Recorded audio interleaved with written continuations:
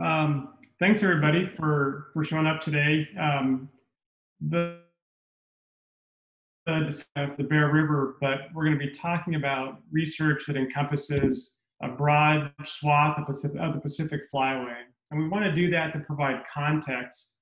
One, to migratory birds, the landscape scales they operate within, and also frame up the importance of the Bear River, not only for those localized species like cold water fisheries, sage grouse, but for these migratory species that utilize this portion of the flyway a short time, meeting their kind of broader kind of life cycle needs. And so talking about conservation in the Bear River spans local, regional, and continental scales. And that's kind of the focus we're going to bring to the talk today with this work. And so the talk actually centers around a publication that many of you have probably read. Many of you have seen versions of this talk before at the Pacific Flyway Council meetings, through meetings with Idaho or Wyoming.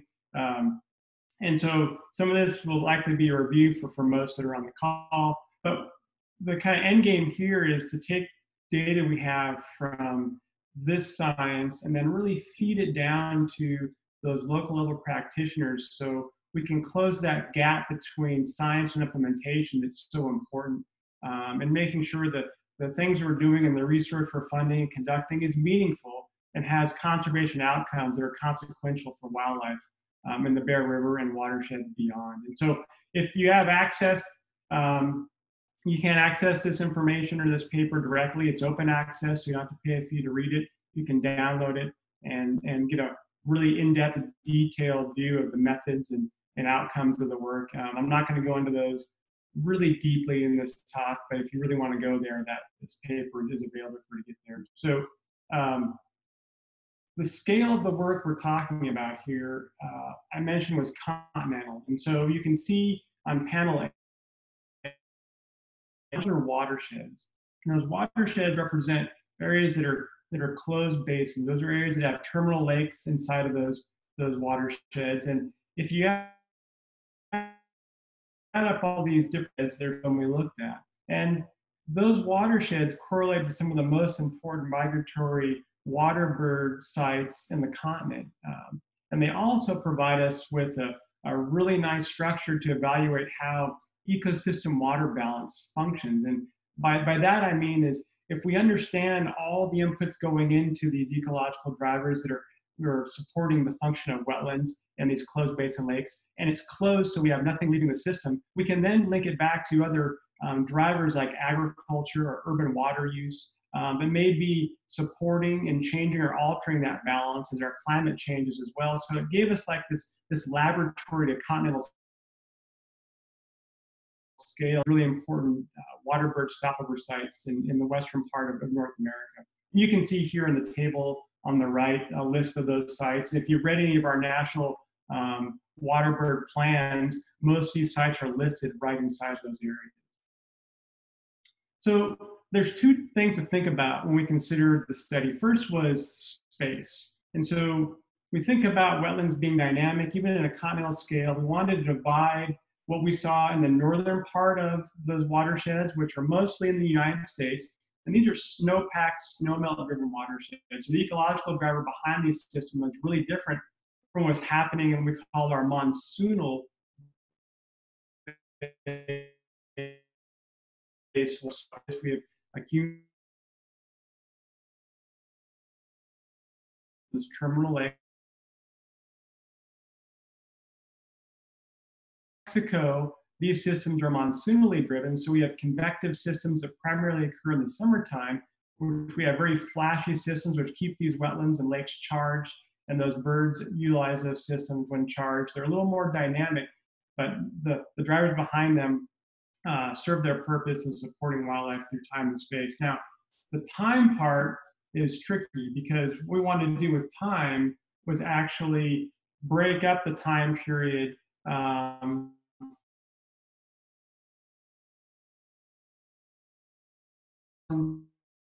to 28. And the reason we do that is because climate in the West North America is really dynamic on an annual basis. And so to kind of capture that variability, normalize it, and make comparisons, we had to look at data over long time periods. And so we have annual data covering 36 years across those watersheds. And we use that data to actually look at long-term trends, link it back to climate, and then derive those kind of trajectories and vulnerabilities to these systems we can use to inform conservation on the ground. And so again, it's two phases: space and then time. Now, the results of all this analyzation of surface water that we measured across these areas over 37 years was this. And we'll focus on the lakes on panel A first. And what you see here are circles. The circles, the larger the circle, the greater the loss of surface water. The more water, the less water in that system in period 2, which was that 2000 to 1988, as comparison to that first period from 84 to 2000. That means in lakes overall, there was a 27% decline. And if you see a red circle, what that means is that decline was significant. If it's blue, it's still declined, but statistically it was not significant. That's really just enough. Tells 5% confident the decline occurred.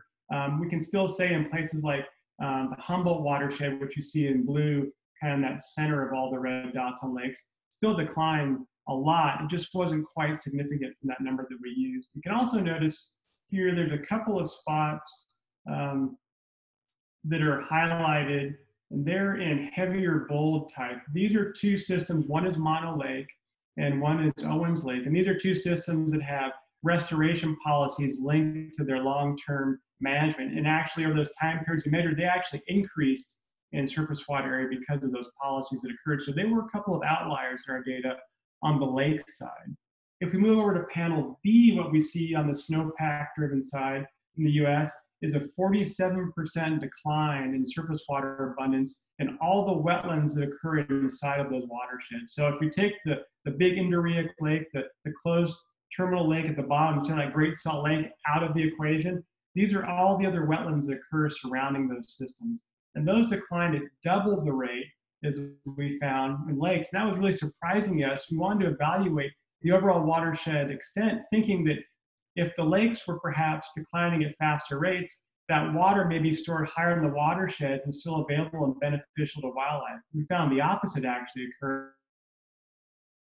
The wetlands were declining at actually twice the rate, and that was really alarming to us because we thought there would be some balance in how these systems work, and really what we saw was accelerated drying across all these watersheds. And I will touch on just Mexico for a second.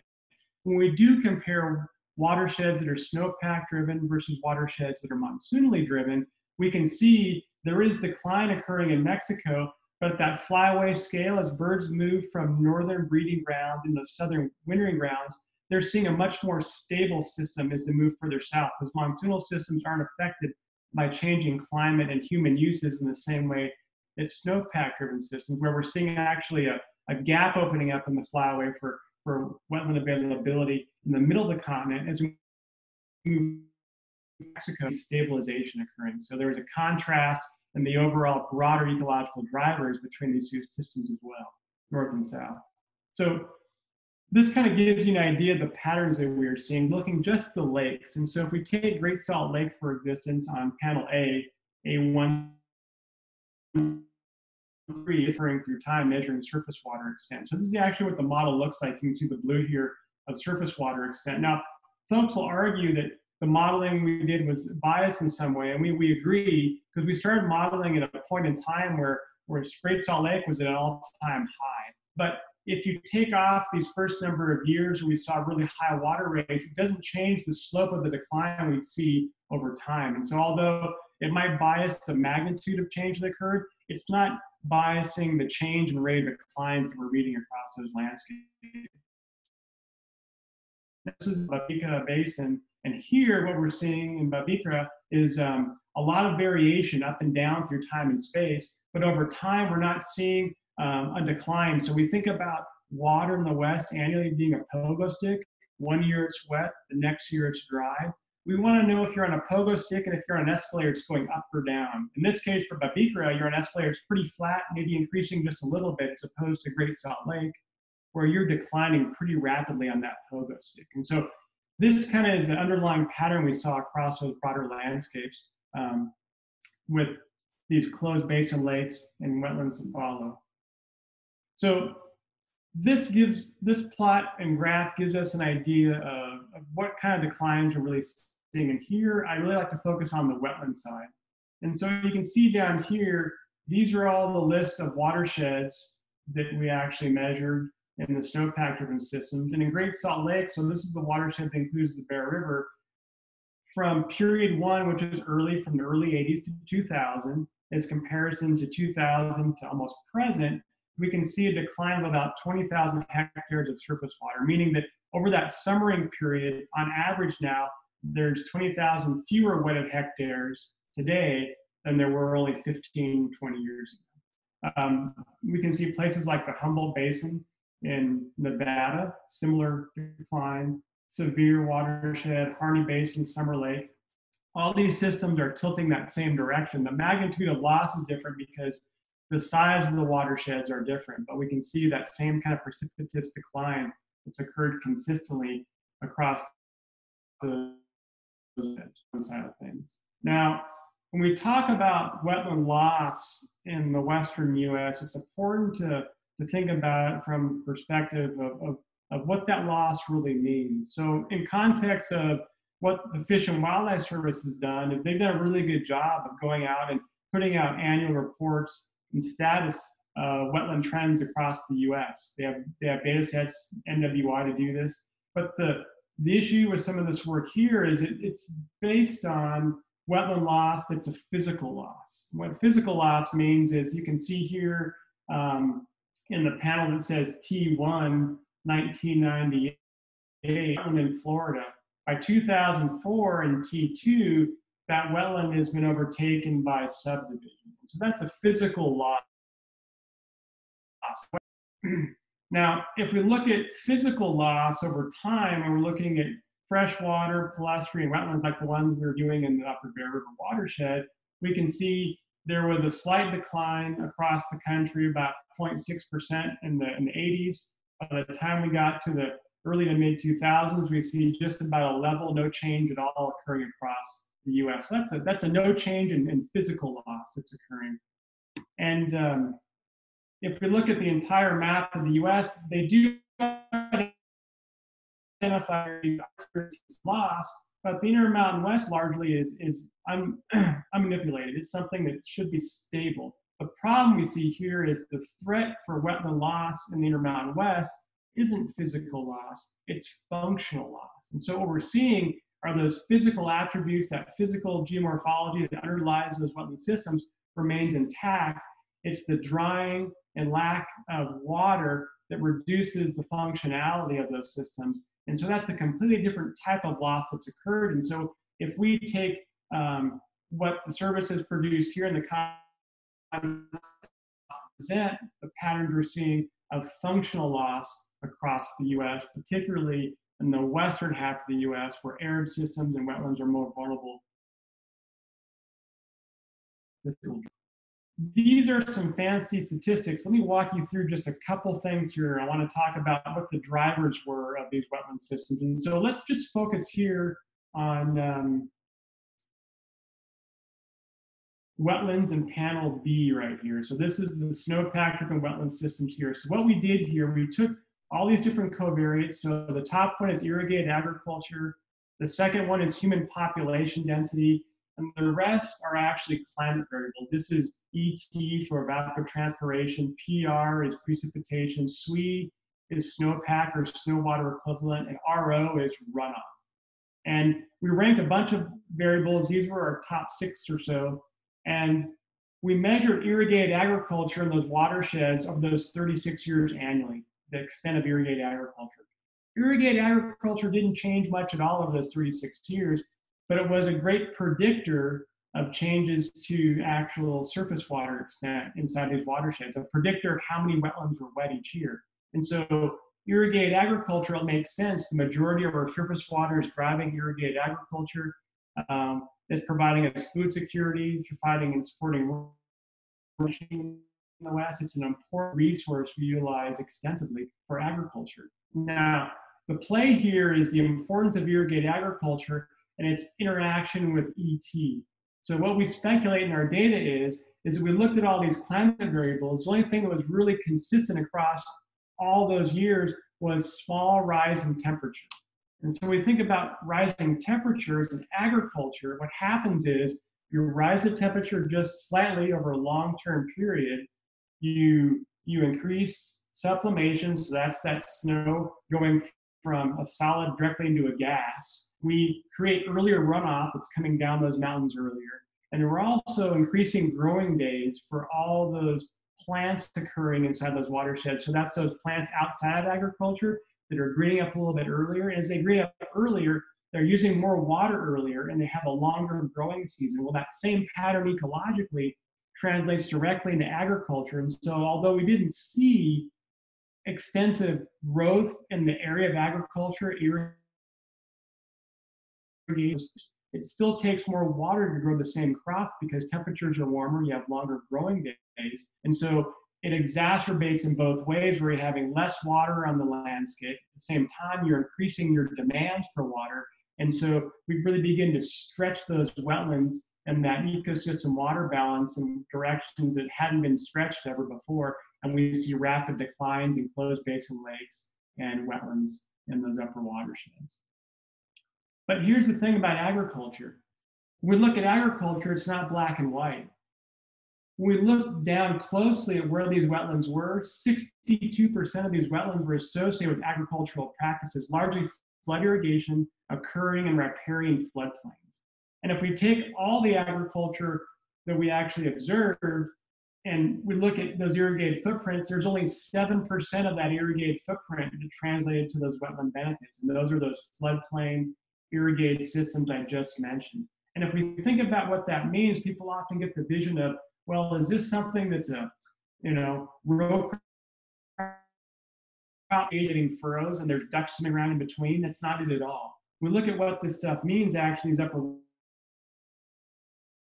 water land. And so these are places that have been modified to spread water out. They often mimic in many ways some of those natural historic functions where there's floodplain, channel connectivity, we're charging up these broad systems, we're storing water in upper elevation watersheds. So in some ways, we're actually mimicking that broader long-term type of hydrologic patterns that these systems evolved within. We've adapted them in this case to harness hay growing operations and ranching that can benefit both birds, producers. By keeping producers whole, we keep encroachment of urbanization out. It's a compatible wildlife use we see in the West. Another quick example, the same site here, is these areas are often actually crowned with cold water fisheries that run through the center of these systems and support recreation as well as wildlife. Here we can see examples of phalaropes migrating through the same system, these upper watersheds. And through a lot of our Sandhill crane work we're doing, we're finding that these systems are really the key incubators for breeding grounds for greater Sandhill cranes across the Intermountain West as well. So when we talk about agriculture and wetlands, it's not these areas typically down low where you see alfalfa or row crops. It's upper watershed systems that have been modified and still largely function historically the way it did prior to settlement, but provide ecosystem benefits both for producers and wildlife simultaneously. So to give folks an example of how we measured all these types of trends through time and space, it's important to really look at the model so you guys understand what the data is you'll be pulling out of it and will be providing for you to make those conservation decisions on the ground. So this is a quick screenshot of the Upper Bear River just north of Bear Lake National Wildlife Refuge. Montpelier you can see there in Idaho. Big, broad floodplain system, largely been converted to a system that is hay meadow systems or cutting hay, storing hay for livestock grazing and overwintering. Big important area for water birds as well that are tied to these hydrologic flat system you can see here topographically. What we're doing inside these systems annually is using satellite data and going in and measuring surface water extent. And this is an example from 2011 in April. And we have the lines that were out there that were measuring surface water globally. What we found was that they just really weren't accurate in predicting these shallow systems. They're often kind of converging in these emergent kind of wetlands where we have a lot of vegetation poking up through the system. They couldn't measure those shallow types of system. They were underestimating surface water extent by 40 to 60%. And so we said, we're going to build our own system. We partnered with Google, went and developed our own algorithms, wrote all of our code, and now we leverage their platform to produce these systems quickly and accurately across the West. If we zoom in a little bit closer, what we can see, we see shallower systems here shown in light blue. These might be areas that are more interspersed with vegetation. And we see areas that are deeper here with less vegetation, more open water. And the trick here is, remember, time and space. And so now we have space, but now we get to go for time. And so if we fast forward from April to June, we can see that surface water dynamic change completely. And so this is really important in our wildlife modeling, where we have species which are just as dynamic. They're timing migrational movements and breeding patterns in accordance to these changes in surface water hydrology. So understanding changes to trends and how they align with life cycle needs of different species allow us to predict and determine how effective our long-term conservation or effects of climate and agriculture can be on broad-scale populations. And this is kind of our basis for our wetland-dependent species modeling we're doing. The great thing about understanding monthly changes to surface water is we can fast forward to September and see these are very ephemeral systems as well, and often dry by that time of year. But counting each of those months over a year allows us to also measure things like different types of surface water hydrologic regimes. And so here we're looking at regimes that are tied back to some of our classic wetland classifications. If you're familiar with Corridan's work, he talks about seasonal wetlands that are flooded for a large portion of the year, but typically dry out. This is what you see in green. Our pinks are our temporary systems. They're only wet for a number of months each year. And the blues you're seeing here are semi-permanent and permanent systems, which are very persistent and climate resilient over time. And so this gives us an example, look at these different types of regimes. They're often linked to different types of vegetative structure, productivity, and wildlife use as well. We can measure these annually because they do change annually. We see shifts from temporaries to seasonals to semi-perms, and vice versa throughout these 36, 37-year periods that we're actually measuring and monitoring. But the most maybe impactful measurement that we're talking about, and this will be the data set that's been provided to everyone on the call can download and utilize, is our Wetland Resiliency data set. What this does is it looks at an average over that springtime period to early summer along a peak hydrograph where we see the most water occurring inside these wetland systems, and it determines whether or not that individual site is getting wetter, it's remaining stable, or it's actually getting drier. And those are three different colors you see. Blues are areas actually over time that are getting wetter. Greens you see are actually stable. And the yellows you see are places that are actually declining and getting drier. What that means is not so much that there's not any water left there in the landscape if it's yellow. What it means, it might be getting wet less frequently. So maybe it's wet every other year, but more recently it's been wet every third or fourth year. It can also mean that it's wet for a shorter period of time each year. And so that wetland availability could be changing. And the blues, when we talk about in this kind of era of changing climate and water use, there's lots of things that can be driving what things are getting wetter. And it's kind of not so straightforward when you think about things getting wetter, but there's other factors besides the ecological drivers when we think about Western water law that are informing and driving this. Since remember, 62% of our wetlands we found in the study were linked to agricultural type practices, which are governed by a different set of rules than the ecological drivers they sit on top of. And if we look at those here really quickly, we can look at what the wetland actually data is driven behind. And basically all we're doing with the data is taking that 36-year, 7-year span of time we're measuring, and we fit a linear regression to that abundance of water inside each of those little pixels that occur in the imagery, and we take a slope of a line.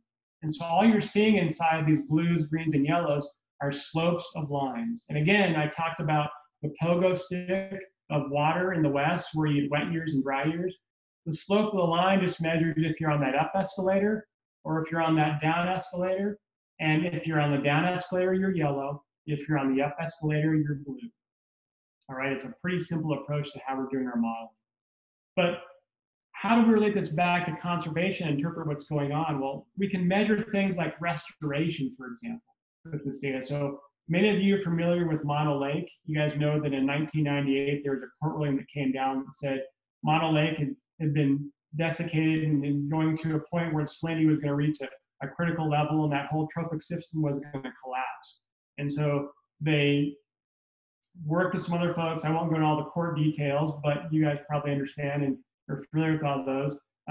They established a baseline level of water inputs that maintain lake levels and salinity levels that are beneficial to migratory water birds. And if we look at our model laid on top of it, we can see those exact changes that occurred. And so the green area here represents that historic low in the late 90s that occurred when the lake level was actually down. So this represents the lowest level of lake we actually saw in those period of the 90s. What you see in blue is the recovery that occurred post-decision where the lake filled back up again, that surface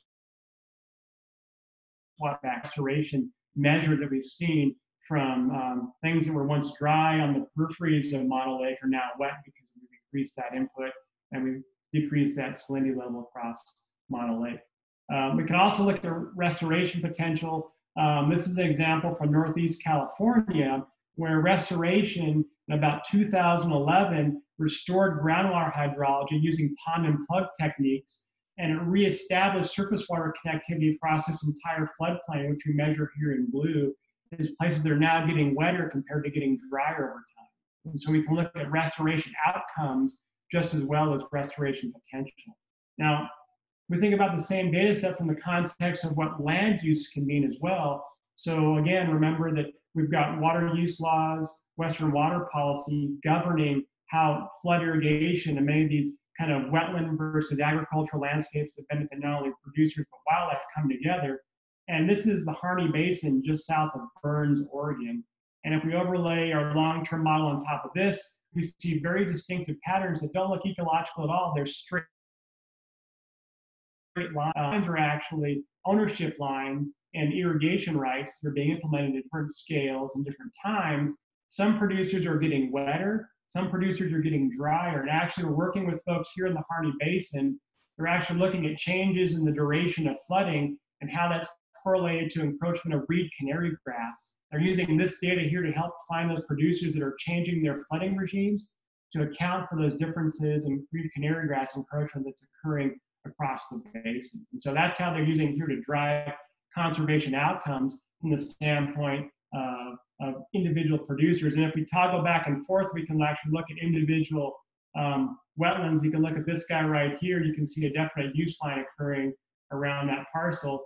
And we can see here that this is a parcel that actually hasn't been changing at all through time. It's something that's actually been static. So that producer's had a constant likely regime of flood irrigation over time and space, as opposed to neighbors, which look like they're getting wetter through that same period. We can also see things like increasing wetness that are driven by changes in snowpack runoff. And so we're experiencing this portion of the upper green in Wyoming is areas that are turning bluer. And the reason we speculate they're turning bluer is we're seeing earlier runoff occurring out of the Wyoming range. And so what's happening now, we're getting water coming down earlier, and it's hitting this system and moving through faster, and it's getting wetter for that period of time in early spring. But what's happening is because the system is moving faster and water's not coming through slowly as things used to melt, we're seeing drying along the periphery of these floodplains. And so while the center portion of these systems are getting wetter, drying is occurring along the edges. And then it's occurring as well. And so this is a student-led project I had some of my students work on for Wyoming this past semester. They went in and modeled across all of the priority wetland areas for Wyoming these long-term trends using these resiliency models I've just been showing you. Let's look at the Bear River down here. So this is springtime. So this is what's happening in early spring. This is Cokeville Meadows area right down here.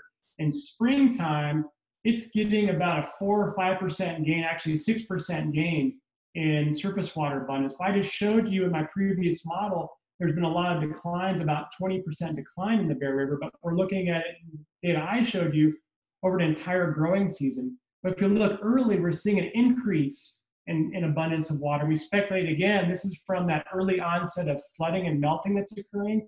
The problem with that early onset of melting, just like in the previous slide, is if we're not holding water there and running it through the system slowly, it's not charging up all those groundwater systems. And what happens later in the year, you can see here, this is the fall depiction of what's happening in the Upper Bear River. It's declined by 18% in the fall.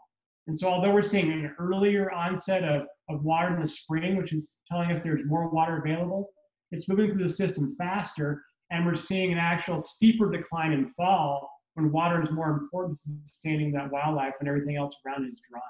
And so again, it's time and space. If you're an early migrating bird inside this watershed, you're doing great. If you're a later breeder in that landscape and need water in late summer, you're not doing so well.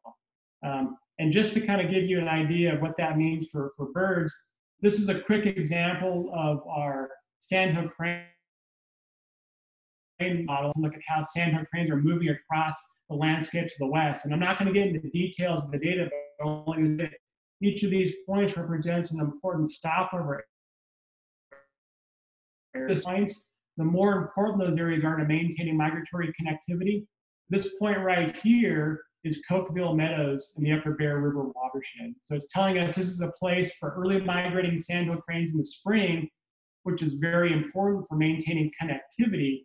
And that early spring runoff we're seeing in Cokeville aligns well with migrating sandhill cranes, but it doesn't align so well later in the summer for breeding sandhill cranes. We're seeing increased desiccation and loss of surface water extent. But this gives you an idea of how we're relating some of our data back into water birds that will be forthcoming back to partners to help guide those decisions they're making locally on the ground as well. I just wanted to touch on this because Cokeville is one of those important sites in the Upper Bear River in this study. Now, when you guys download the data set, you'll be able to log on to a link through our website. You'll see inside there'll be a README folder, and there'll be this map associated with it. These maps represents 3 different amalgamations of the watersheds we looked at in snowpack-driven systems in the research I presented earlier in the talk. And you can download each of these, and they'll cover the same geography.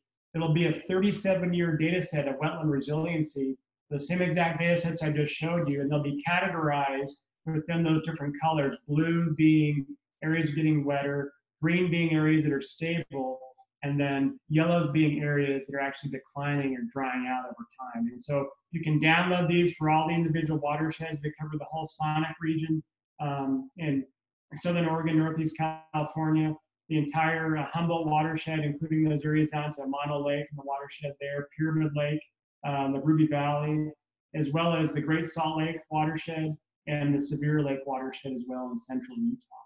And so there's an explanation that mimics and mirrors some of the examples I gave you relative to what those different types of colors mean and how you can interpret them. The key point here is that this is really just an interpretation of long-term ecological trend. If users are going to apply these systems to a local area decision point, say you're going into the Upper Bear River watershed using a conservation easement model, you want to try to find producers that have stable or increasing areas that are blue in their water rights. It gives you a targeting tool perhaps to go into those landscapes, identify what those producers are. Or conversely, you can be looking at yellow areas for restorative types of conservation, where you can look at investments in restoring groundwater irrigation infrastructure to bring those yellow areas back up to green or even blue. And so it's going to require actually investigation from the ground level to interpret those broader scale landscape kind of patterns we're seeing at the watershed level. So this is not an end all be all, circle on a map, go do this. It's another piece of information to help inform your conservation on the ground to better target those outcomes and those investments that you're making to ensure long-term resiliency and biological returns. And for folks that have more questions that extend beyond just this talk, I'd like to get a hold of me directly. Here's my contact information, so you can contact me either by phone or by email. Feel free to contact Joy or any other JV staff as well to talk about how this science can work for you or how we can better integrate this information directly into your own localized kind of watershed initiatives. And I think Joy now we're going to transition into some questions relative to the presentations you just saw and have discussions and hopefully answer some of the questions you guys might have about the science and how we can incorporate that into the great work you all are doing on the ground around the West. And so Joy, I'll turn it back over to you. Yeah, thanks, Patrick. I mean, and again, this is just, I'm really hoping we can dive into some discussion. These questions were just an outline to get people thinking potentially ahead of the call and during Patrick's presentation. So I'd like to turn it over. I think I see a few questions popping up in the chat. And again, feel free to raise your hands as well. Patrick, do you see, well, Anne was asking, why don't we just unmute Anne Neville? Let me just ask Anne if I can find you. Sure. You good? Mm-hmm. All right, so one of the things that I want, first I just want to thank you for the study. It looks really, really fascinating, and the resiliency is obviously very important to long-term trends. But one of the things that I have in the back of my head, and I don't know how relevant it really is that what about the dry extreme events that we have, that migrating birds have, and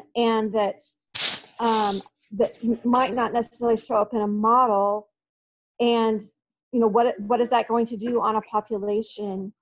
And will saving, I don't want to be a Debbie Downer here, but is it saving some of these more resilient lands? Is it really going to help on a potentially 2-year drought that none of the birds are successful or whatever, they don't have food? Does that make sense? Yeah, I think so. And so I understand, yeah, there's most of our water bird species are we call slow life history species. They're adapted to deal with drought. The problem we're seeing with some of this patterns in the data, and the resiliency layer doesn't get to this directly, but other analyses we do with our data do.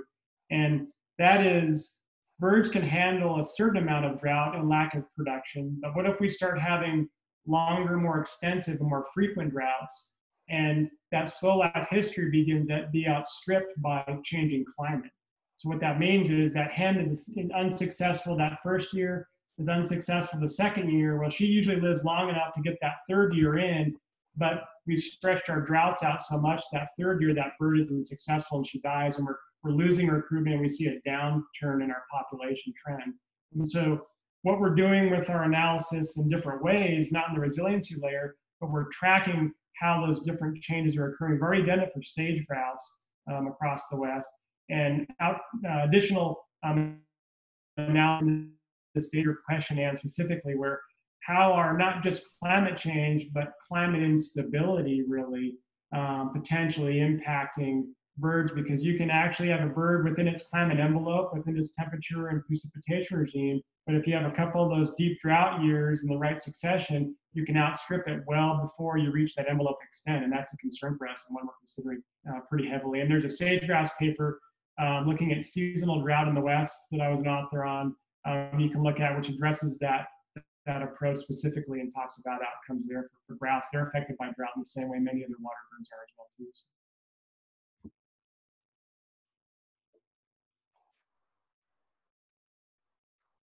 Great.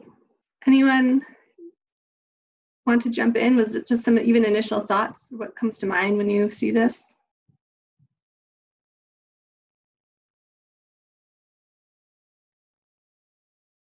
Okay, someone's dropping off.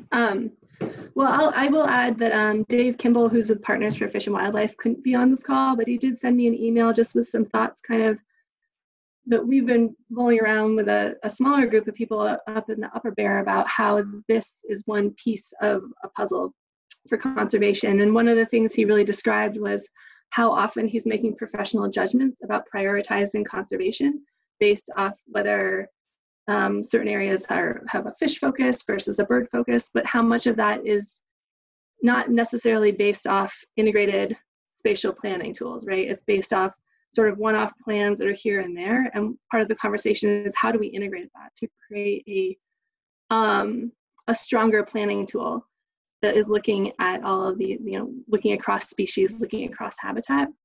So that's just one of the things that he offered up and said, if he'd been on the call, he would have liked to have thrown out here. So I'll throw out Dave's comment on his behalf. I'm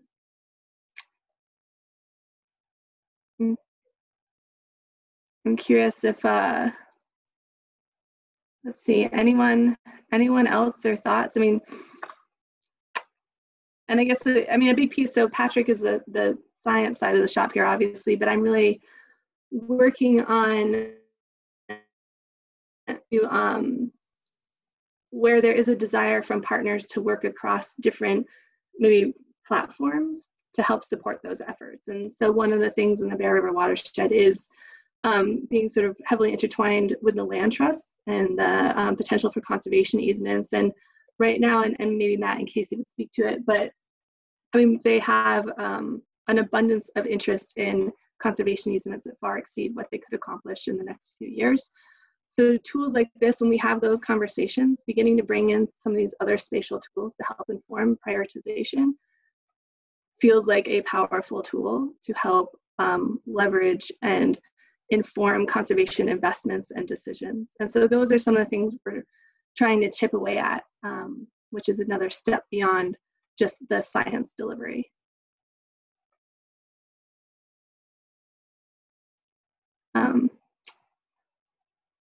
Do you want me to go through some of the questions in the chat box? Yeah, that'd be great. So yeah, thank you. So Jeremy asked a question about ground truthing. And yes, the model has been ground truth. Not the entire extent of the model. We ground truth the same model in the sonic region, which is that one polygon that was up kind of in the north part of the data. And it aligned very well with other kind of accuracies we saw in similar studies where we were between 93 and 98% accurate in identifying presence or absence of surface water.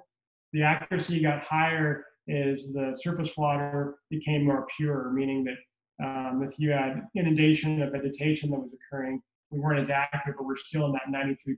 And so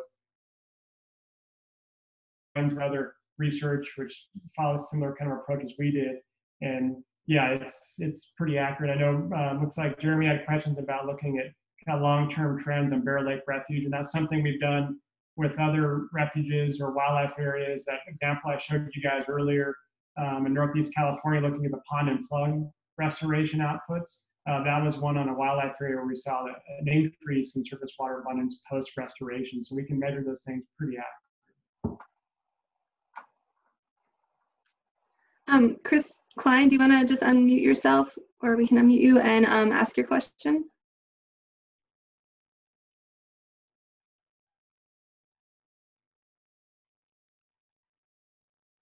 Oops, are you around? Do you want to read his question, Joy? Sure. So Chris was saying he thought this tool would be good to educate water managers, ag producers, regulators, and about the importance of riparian floodplains and maintaining base flow into the later season. And have we considered doing this, and our partners doing this? So I really think that's kind of the next step. I mean, this conversation, this meeting today is sort of a kickoff to begin to think about some of those platforms. So it's being done with our direct partners right now. And we are using it in some forums, but I do think that this opens the door for those larger pieces. And that's, you know, trying to get at with some of the questions is how would you see it integrated? What support would you need? What are those steps to get this information out into some of those, incorporated into other decision support tools? Patrick, do you want to add anything to that? Yeah, I think there are some ongoing efforts that have been kind of built around the same concepts, talking about, you know, educating folks on flood processes and bringing together agricultural and wildlife-based practitioners together to understand the differences and commonalities they have. And that's been done in Idaho already through the wetland review process. I think they already had a process like that at Bear River. And that's something that Idaho Fish and Game has been leading and working with Adanya Henry and her group out of Alaska now, Lee Fredrickson. I've been involved in those as well. So the platform is there in many cases. I think looking at the Bear River in a broader sense might be another opportunity to take this kind of data and infuse it into that process as well to kind of accelerate the kind of landscape level perspective it brings to those local scale decisions. Yeah, Paul, and so, sorry, I missed Chris is having some technical difficulties with the audio. So Chris, if you have any follow-up, please ask. And Paul, I'm gonna unmute you so you can just go ahead and ask your question if that's okay. Sure. Yeah, my question is really straightforward. Just wondering, as a tool, what it takes to use this on an ongoing basis for, you know, a GIS user. What, you know, how hard that is and what kind of it takes. I'm not a GIS whiz, but I know there's some on the call. The images that we showed you online here can be downloaded or uploaded into Google Earth, so you can play with them right there if you're not a GIS user. That's a quick way to get around it. If you are a GIS user, of course, you can manipulate it in many different ways. The idea here is we're giving you a piece of the broader piece of data development we're doing across the West, and that's just the resiliency piece. I'll show you on the slide presentation that forthcoming will be a web application that will give folks access to all these different data sets that I didn't mention, but are part of the broader inclusive model. And those will be on a web application, allowing folks that are non-GIS users to go through and access data annually. So you can not just look at the resiliency layer, but you can look at rolling 5-year means over monthly time period annually, as well, and that'll be available for folks to use and pull some basic statistical kind of analyses out of. And that's kind of a timeline we're thinking of 9 to 12 months right now for development. The model itself is already built. It's so big as far as data goes. We have to get it up into the cloud and have the developer help us put it into a format where people can access it easily. So this has all been supported by Idaho Fish and Game, U.S. Fish and Wildlife Service Migratory Bird Program across different regions, Colorado Parks and Wildlife, and others that made it all possible to make the West monitor the way it is. And you guys are getting a small piece of that pie for the Bear River Watershed Resiliency. Thanks a bunch. That's a super relevant tool that I think we'll all use. What, I might have missed it, what's the pixel size? It's 30 by 30 meters, so it's about the size of a baseball diamond. But what we've done here is used a different approach where we're actually measuring the proportion of water in each of those baseball diamonds. So unlike other data models I mentioned earlier that weren't as accurate in picking up those very shallow or ephemeral types of systems, that inside the baseball diamond proportional measure we're making really accelerates the accuracy to see smaller things. And it really works well. We're measuring small stock tanks in Mexico and southeast Arizona that greater Sandhill cranes are roosting on, determining when they're wet and dry, and they're about a third of the size of a pixel when measuring, so it works pretty well. Great, thanks. And I want to go back to Brian Dixon's question earlier. What are the most important contributions that a citizen science might make? If I understand maybe I answer it this way, Brian, I know right now, usually leveraging citizen science in this is, of course, eBird data is important to us. And so we're using tools to reconstruct migration chronologies for places where we don't have really good bird data to align these hydro periods or availability and changes in wetlands, drying and wetting, to those pronounced pulses of birds moving up and down these migrational latitudes. And so that's the way we're taking science and plugging it back into the landscape level data work. That may not be the answer you want. If not, just hit me again with another request, and I'll be more specific if I can.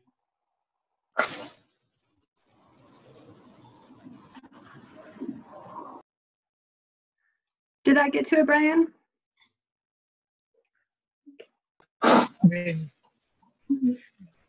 if we're looking at ameliorating negative changes or accelerating positive changes, in the end, we're talking about changing human behavior. Of course, what we're doing is to get humans, the citizens, involved in successful efforts that either measure, monitor, or alter the habitats that a lot of these creatures depend on. So things like the Christmas bird count, or to a lesser degree, the breed bird survey, but the great backyard bird count, things that involve lots of folks in science and data collection or information gathering is one way to get them engaged and get them to care about the world that we then hope they will alter their behavior to protect.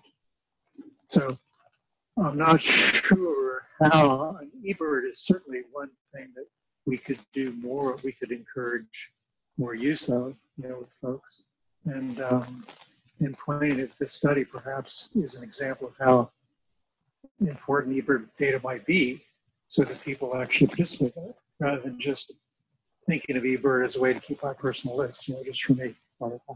So I'm always looking for ways that we can engage Joe Blow, in improving this world and citizen science and so forth. So if there's anything else beyond eBird that you can think that might have particular relevance here, that'd be great to know. Yeah, right now, Brian, eBird is really our kind of singular focus for citizen science. Any other efforts out there we're either not aware of or not using, but we'll certainly keep that in mind, and opportunities as they come forward.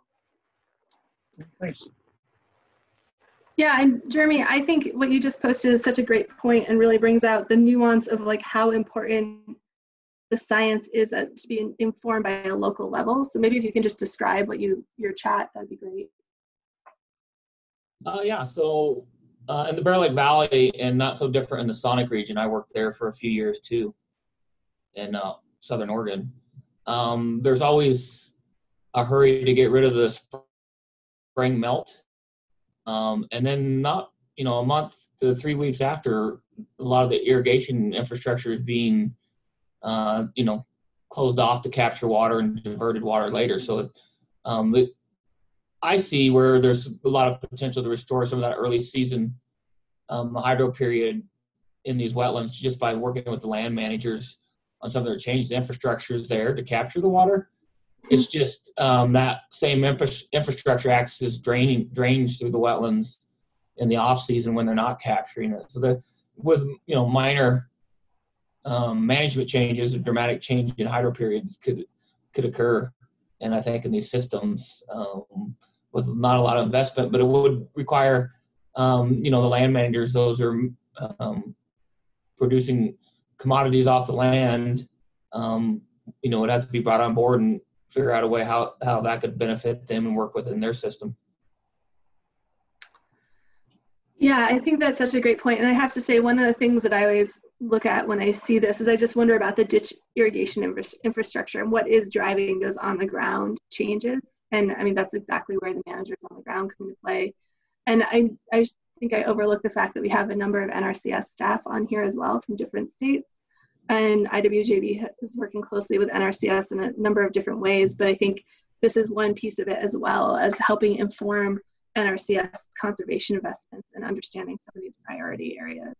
So when we talk about that step from science development to implementation, we're working on some specific case studies with NRCS to help have it as a tool that's easily usable, getting to Paul's question as well. And that is something that the joint venture has modeled in Sonic already too. But yeah, that's it, Jeremy. Oh, thanks, Laura. Do you want to describe that a little bit more?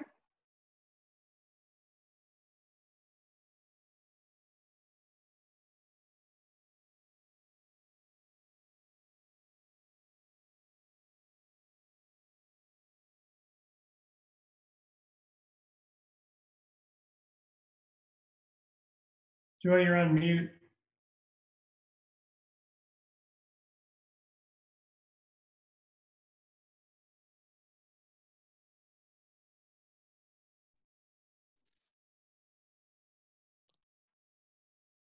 Joy, you're still on mute. Okay. Oh, sorry. Am I? Good. I think everybody was on mute for a period. For all the people talking were on mute for a period. Yeah, go ahead, Laura. Or you can't at all. Okay. Yeah, sorry. Florida sandhill cranes, especially inside the Bear River, is that the Rocky Mountain population is the only western greater sandhill crane population that's surveyed annually and thoroughly. There are 100 populations, so I'm one of the lead observers in that survey. So every September, you'll see a big orange plane flying around all these wet spots in the west and doing a comprehensive count. There's about 22,000 birds in that population. They're monitored very well already. We also have about 100 marked birds out with GSM trackers that have been on for about 5 or 6 years, looking at all those connected points I showed earlier in that graph. And so sandhill cranes are one of those critters, at least in the Intermountain West and the Bear River, that are already pretty well monitored.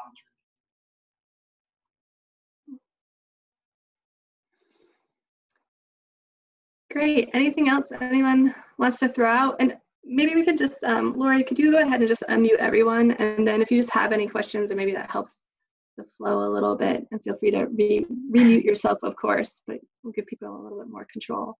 This is Helen Neville with Trout Unlimited, and unfortunately our spatial and remote sensing person wasn't able to make this. I think he'll listen to the presentation later, but Patrick, this is excellent, really, really impressive research that I think does have direct connections with trout waters in some cases, but I would be definitely interested in having a follow-up call with you guys to explore ways that we might be able to think a little bit more about, we've got another person on the call here who works in the area, Bear Valley area as well, and sort of ways to work with ag and program people, but also extend some of the science to streams, or ways to interpret this, to the importance of streams. But just wanted to say thank you. It's great. Thanks, Helen. Tell Kurt I said hello. What? Tell Kurt I said hello. Oh, I will. Yep. Yeah, thanks, Helen. We really look forward to that. This is Tice in Arizona. Hi, Tice. Hi. I was intrigued by your comment about associating stock tanks in Southeast Arizona with sandhill crane use areas. Were you using your marked birds to do that? Birds around the Wilcox Plat area.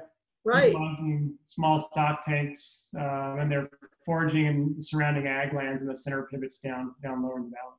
Yeah, I'm really interested in that geography as it relates to farm agriculture practices, because it really ties to the number of birds that are wintering there.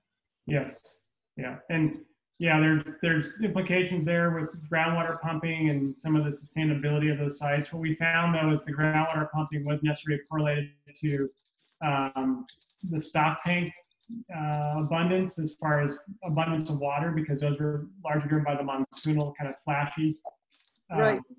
But certainly the impacts on Wilcox Playa were probably substantial, we speculate, because of that groundwater pumping. Yeah, apparently our Department of Water Resources has published a paper on the relationship between the groundwater pumping and the playa. I can try to dig that up for you if you're interested. That'd be great. Yeah. Thanks, Ty.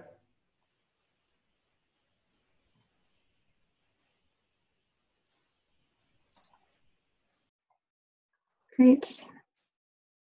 Anything else? Anyone has any other questions or just thoughts or things like next steps that they would like to see or need support with within their own organizations?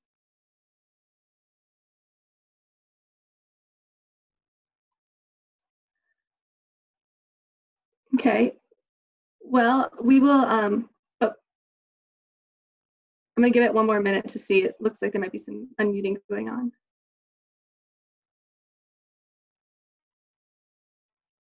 No hands in the air, no other questions. Well, I will just say a number of you I'm sort of working more closely with on the ground and integrating these pieces, and really excited to see how that works.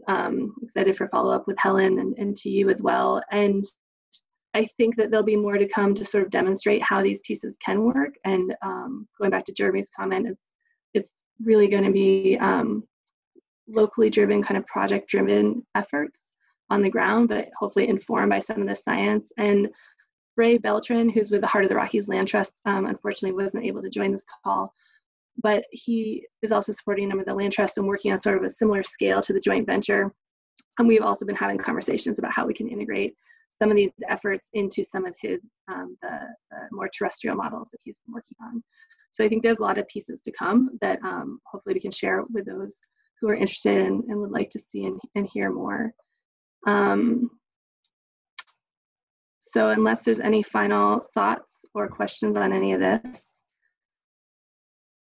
I will put up a quick poll that would be helpful to answer. It's only 3 short questions. And as I mentioned at the front of the meeting, we will just kind of keep the Zoom open if there's anyone who wants to stay on and just chat, or if you want to go out into a breakout room in a subgroup, we can do that as well. And just put your subgroup that you'd like to be put into a breakout room in the chat box, and we'll go ahead and try that out.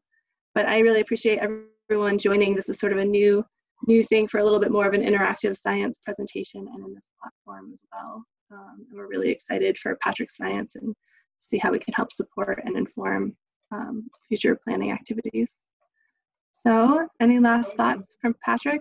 Can I add one more comment for the users of the data? And this is for folks particularly using the Great Salt Lake watershed, is in the modeling that we were providing to everyone, we were more inclusive of agricultural sites, particularly like in the Cache Valley, where the model is sensitive enough to pick up that really flashy row crop irrigation or flood irrigation that occurs. It typically doesn't have a lot of benefit, perhaps for some foraging white-faced ibis, but beyond that, it really functions more as an agricultural field, not like the riparian system you showed.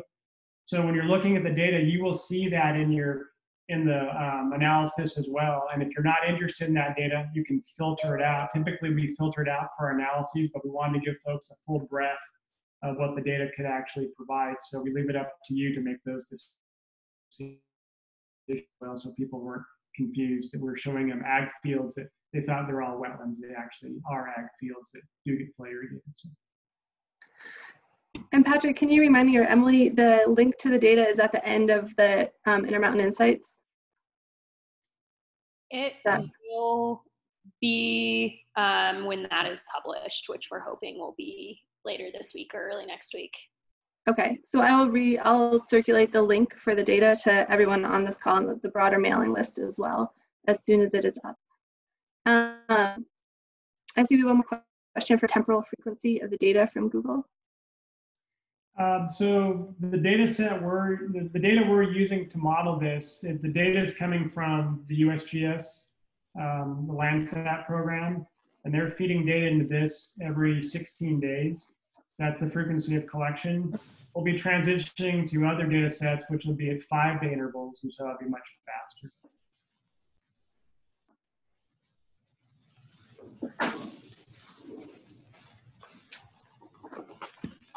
Great, thank you. Okay, thanks so much, everyone. I really appreciate it. It's great to see some new faces and new names as well. And so I'll put this poll up. Anyone who wants to stay on, feel free to stay on, and we can chat some more.